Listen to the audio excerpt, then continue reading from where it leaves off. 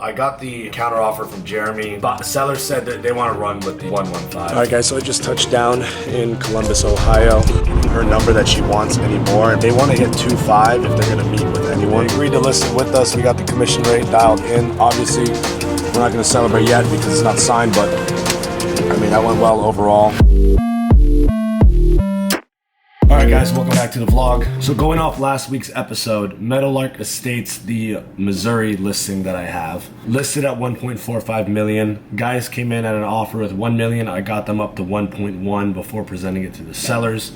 We countered them at 1.1 million plus 250,000 seller financing, interest only on the park-owned homes. Now they want to counter us either 1.15 million only bank financing or 1.2 million with 1 million bank financing and 200,000 financing on the park-owned homes. I just let the sellers know on that. I'll let you guys listen in whenever he gets back to me and we discuss today. My thoughts are we're probably going to come back to them at 1.3 million, probably being 1,050,000 bank financing and then 250,000 seller financing. So we'll see however we can work that out. But I think we're close and I think we might be able to get this deal under contract. Hey John, it's Armand. How you doing? Hey, good buddy. How are you? We're game to do what you suggested. We're even game to take offer number one if push came to shove and you thought there was very much of a chance of chasing them away with anything more than that. We've been picking with this stuff for long enough. You know, the only thing is if we did that first offer where they get all bank financing and we're just at that price, we're not going to do anything. I mean, I don't think there's anything that needs to be done. I mean, obviously we'll keep the places like we do, but, just didn't want to get nickel to dimed and all that. But that being said, if Tony threw out there, what if we hit him with number one and said, we'd carry a $50,000 or $100,000 note on the homes above that or whatever, if whatever you thought was worth doing. My one worry is that they might struggle to get financing at the 115. That's why I was thinking if we were to come back at them at 1.3, but then they're only bank financing 1 million and then holding a note on 300, or if we wanted to just go the 1 million with the 200. What we could do is, let's say we went with their 115. If they ran into any issues on financing, then we could talk about seller financing the homes later. I don't think these guys have much room to come up. Because I know they've been driving back and forth to the park, checked it out multiple times, and we've been having a ton of conversations outside of this. For some reason, they can only get $1 million financing, and if that's the absolute limit, or it appraised, or they have problems with this, that, or the other, well, then we could maybe get creative and say, okay, well, we'll do the $1 million bank note then and carry, 200 on the houses or whatever. Come to. Just start to renegotiate, I guess, is what you would do. At the 115, not really not something we're like super excited about, but at the same time, if it was a deal where we're done and we don't have to carry, I guess that got us to that point. Well, why don't we just go with that? And I guess if something falls apart on that, we'll either keep it or get creative. If they'll go a little more, if we could get a total of one, if we had to. I would say we would do $1 million and then carry in 200 or something. Yeah. But we'd rather not. We'd rather have the 115 in hand is better than 1.2 or 1.25 and suck it with it. In our opinion. So they'll probably draft up an LOI to send to you guys. Just have it signed, just so we take it off market, and then we'll move towards the PSA then. Sounds real good. All right, thank you, John. Thanks, Armand. All right, long story short, pretty much he would rather just sell it for 115. So now this is an important thing.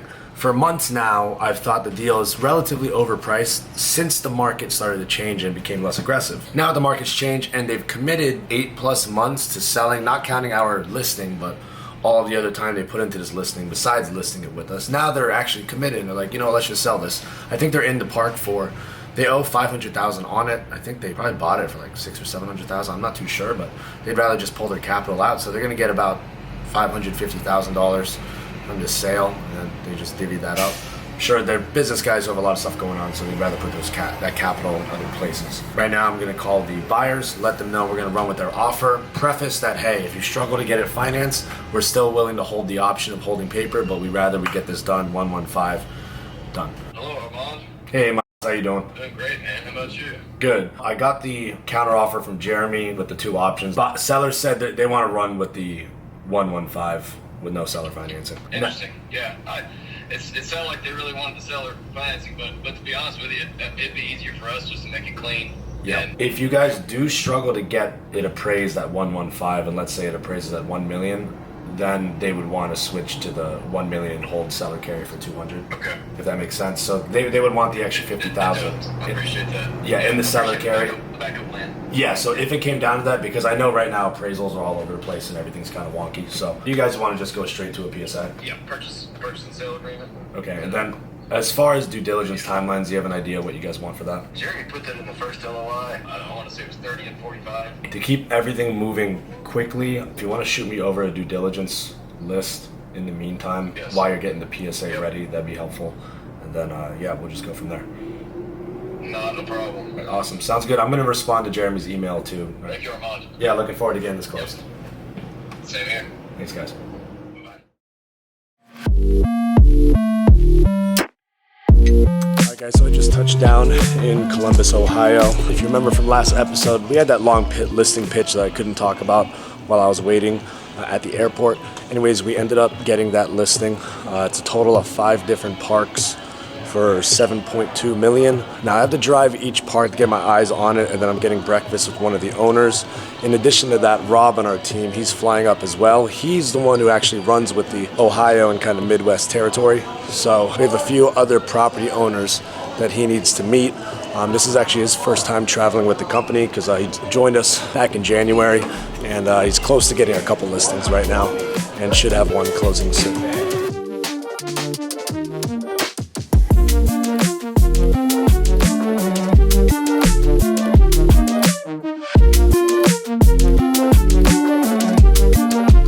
So one question you guys might be asking is why I flew out here when we already got the listing for the property. Part of what I like to do is almost every single deal that I get as an exclusive listing, I like to see in person. I think as far as like service to the client, that's an important factor, that you're willing to come and see the actual property. So now that I'm in the rental car, Rob's gonna be landing in probably 30 minutes. So I'm gonna go pick him up at the airport now, and then tonight we're just gonna grab dinner, get out bright and early, and we're gonna get to it in the morning. Rob in the house! Let's go, baby. What's up, baller? Shit, what's up? Ready to make some money? Yes, sir. Columbus, Ohio. Let's go. Here we come. Pretty much in the morning, we gotta head over to meet an owner on a potential listing. Rob is getting in, let's go with near Mansfield. Can't be giving it up yet. And then after that, we gotta go drive 2 or possibly 3 of the 5 park portfolio that we just got the listing on for me. And then we'll go meet with a couple more owners. See you guys in the morning. Good morning, guys. Like I was saying last night, we gotta go drive 2 parks, and then we're on the way to Akron. Akron to go meet the owner of one of these Mansfield parks.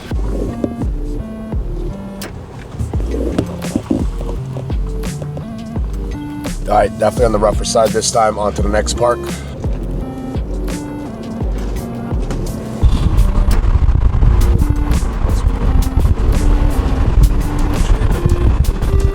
Now, does it come with this shed? Yes, it does.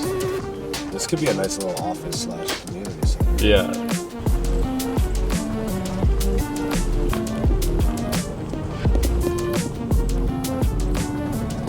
You got a minute to talk about. So she's kind of getting fed up. I know she's talking to like 2 or 3 other people, and it seems like everyone's not hitting her number that she wants anymore. And pretty much her husband is saying that they want to hit 2.5 if they're going to meet with anyone, and they're kind of being difficult on it. I didn't know based off the info that you already had. I know you wanted to drive the park and see how it looks before really committing to a number and giving that to her. But where did you guys see it just based off the info you have now as far as pricing? To be honest with you, I think, I don't remember when I spoke with Jason, but I think it was like, I think it was 2 million cash and then 2.5 if they took a seller note, and like, you know, like a 2 or 3 year seller note. So, you know, I don't know what's more important to her. She was saying before she commits to meeting anyone at the park and going through this whole process again, she wants to know they're going to be somewhere in the 2.5 range. Okay, well look, let me talk to Jason. Because I think once you meet in person, she's really easy to work with once you're in person, and she's really helpful with explaining info with the park. And she's typically like understanding of a lot of like retrades or just how the pricing is now. But I think just getting something in writing to explain to her, hey, we are in the ballpark that you want, we're not wasting your time, I think that might help. All right, let me know. We're over in Akron, Ohio, meeting the owner of that last park that we just drove through. This is actually Rob's first in-person meeting, baby.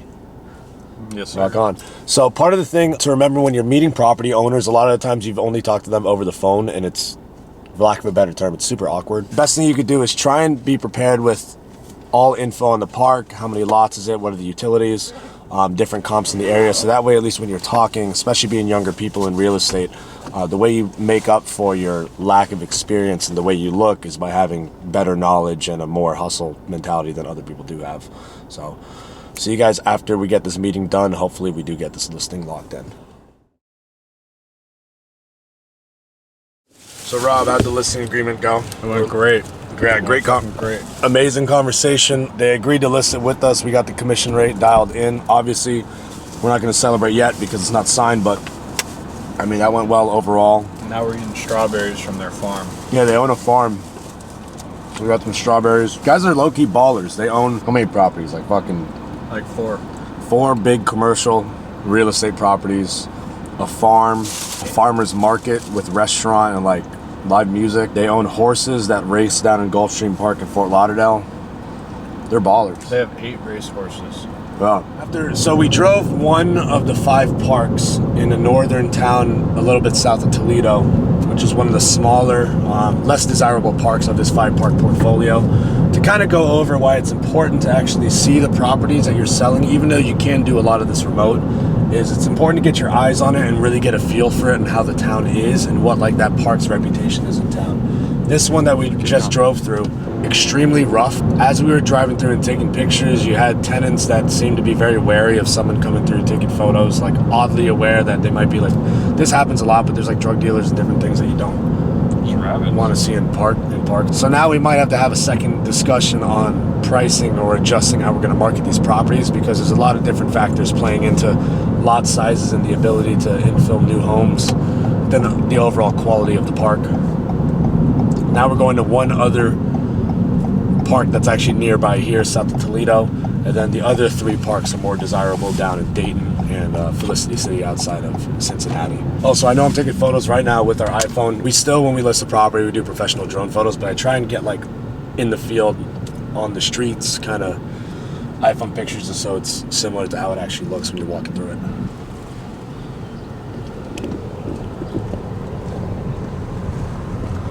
So now initial reactions of this park, something that's better. Last one had much smaller lot sizes than anticipated. We knew a lot of them were smaller lot sizes, but it was actually a really tight-knit community. Big thing about that, you can't bring in brand new homes to infill the community and replace the homes. So it creates an issue where you have to bring in park model / tiny homes, which costs a lot more money than a regular home and are way less available. So now this side doesn't look that bad. This is a newer double wide. That's a little bit older. I feel better about this one. So okay, like these two being packaged together, I can see someone being willing to take the other one because of this, but this obviously has nicer homes. That other one's gonna be an issue, man, with those lot sizes. Yeah. All right, anyways, we got 2 more of Rob's parks that we got to go by that he's potentially going to get his listings. We just got numbers, or agreed to get numbers on one of them. So we'll call it a day. See you guys in the morning, and we'll be getting breakfast with the owner, one of the owners of this portfolio. All right, guys, day 3. This morning we just had breakfast with owner of the 5-park portfolio, one of the owners of the 5-park portfolio. That went a little awkward. Another thing we deal with as brokers, when you meet clients you've been over the phone, when you meet them in person, it's never what you expect. Then also we slept really bad because we stayed in a really shitty motel last night. But we're on the way to drive the last 3 of the 5-park portfolio. We let the seller know that, hey, the first 2 weren't exactly what we were expecting, but I still think our pricing's pretty locked in.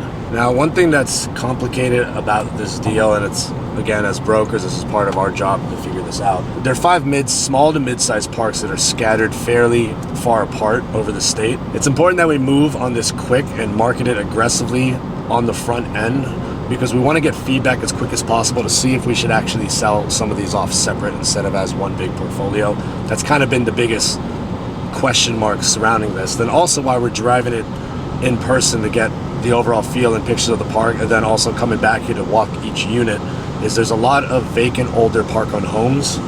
The way that that's going to influence the evaluation of these parks is that the assumptions that are going to be made as far as rehabbing and filling the vacant down units, or if you need to tear out these vacant down units and bring in a new home, is going to drastically affect the value of these parks. Another huge issue with that is a lot of the lot sizes are smaller, so if you were to tear out some of these homes that need extensive rehab and bring in a new home, you might be actually losing some of the lot count, which is overall going to affect the valuation in the future. It's just a complicated deal, but as brokers, stud brokers, we get this. Gotta figure that out.